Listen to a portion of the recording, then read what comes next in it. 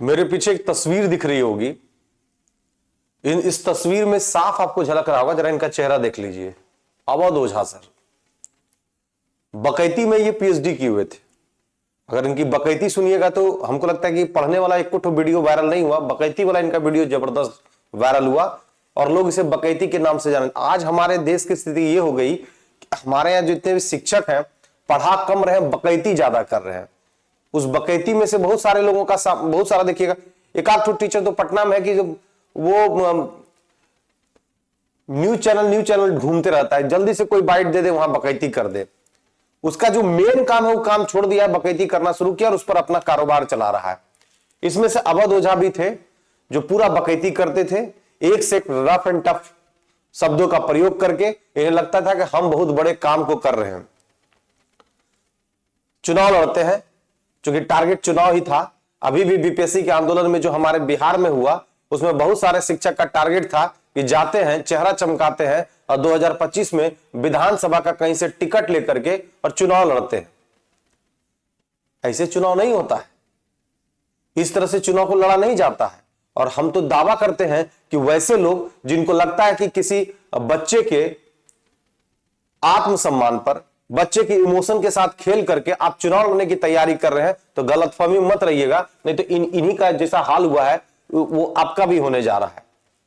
आपका दायित्व था अपने बच्चों को सींचना, अपने बच्चों को पढ़ाना। हम दावे के साथ कह सकते हैं कि वैसे कितने ऐसे शिक्षक हैं जो बच्चों के पीछे मेहनत कर रहे हैं, सिर्फ चेहरा चमका रहे हैं और पैसा वसूली करके 2025 के चुनाव की तैयारी कर रहे हैं। अब बाकी वो कार्यकर्ता जो किसी पार्टी से संबंधित है, वो सामाजिक कार्यकर्ता जो जमीन से जुड़ा हुआ है, वो सामाजिक कार्यकर्ता जो अपने क्षेत्रों में पूरे मुस्तैदी के साथ काम कर रहा है, वो क्या करेगा? आपके बकैती पर ज्यादा भारी पड़ेगा।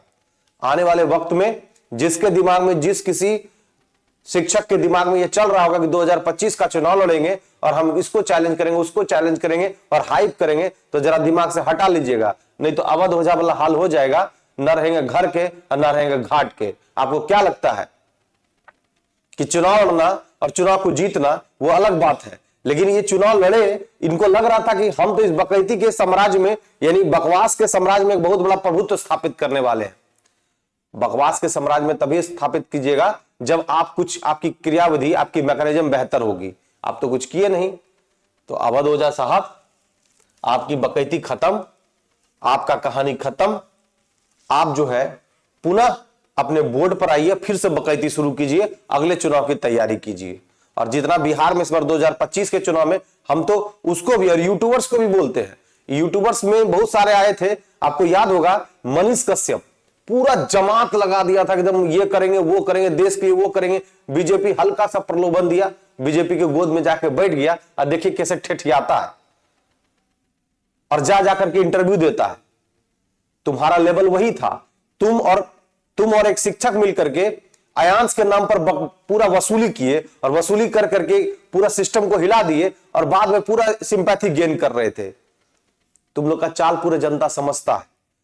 हम किसी विशेष पार्टी, किसी विशेष दल के नेतृत्वकर्ता या विशेष दल से संबंधित लोगों पर कटाक्ष नहीं कर रहे हैं। हम किसी पार्टी से संबंधित नहीं है। हम व्यक्तिगत अपना सोच रखते हैं और निश्चित तौर पर वो सोच के साथ ही इस पूरे नेतृत्व सिस्टम को संभालना चाहिए। और ये जो बक बक करके आपको लगता है, हम तो चैलेंज किए हैं कि जो बहुत बड़ा बकैती कर रहा है, बकवासी कर रहा है, वो जहां से चुनाव लड़ेगा वहां से वहीं उसके खिलाफ हम जाकर के उसका दुष्प्रचार करेंगे कि अपना काम बहुत अच्छे से नहीं किया है, ये बकैती करके यहां फिर दूसरा बकैती में शामिल होना चाह रहा है, विधानसभा में फिर जाके बकैती करेगा और कुछ कर नहीं पाएगा। आपको क्या लगता है ये जितना बकवासी कर रहा है लोग, जाके विधानसभा या उच्च पद पर जब आसीन होगा तो आपके लिए कुछ करने जा रहा है? कुछ नहीं करना जाना। ये भी नेता कुछ नहीं करेंगे, ये भी जो बकैत लोग जाएंगे ये भी कुछ नहीं करेंगे, क्योंकि इनको एक बार एक झापड़ लगेगा पार्टी की तरफ से, चुपचाप से दुबक करके बैठ जाएगा। बोलना आसान होता है, करना उतना ही टफ होता है। इसलिए ध्यान रखिएगा, इस बकैत के चक्कर में आप लोग पड़िएगा नहीं, अपना तैयारी करते रहिए और अपने मुकाम तक जाके पहुंचिए, क्योंकि आपका इंतजार हो रहा है घर में कि कब वो नौकरी लेके घर आएगा। इसलिए नौकरी की तैयारी कीजिए, इतना प्रमोशन पर नहीं जाइए। आज के बच्चों का क्या सिस्टम है, उस टीचर के पास कौन सी गाड़ी है, वो टीचर कौन सा घड़ी पहनता है, तुमको क्या फायदा होगा कौन सी गाड़ी चलती है, कौन सा कार रख रहा है, कौन सा घड़ी पहन रहा है, कौन सा बिल्डिंग खरीद लिया, उसके संपत्ति पर तुम उसको डिसाइड कर रहे हो। तुम अपना कार्य करना शुरू करो, सेल्फ स्टडी अच्छे तरीके से करो, इन बकैतों से बचो। ये हम आपको आगाह कर रहे हैं, क्योंकि आने वाले वक्त में आपका अपना ही किया हुआ कार्य जो है आपको मदद करेगा। जय हिंद, जय भारत।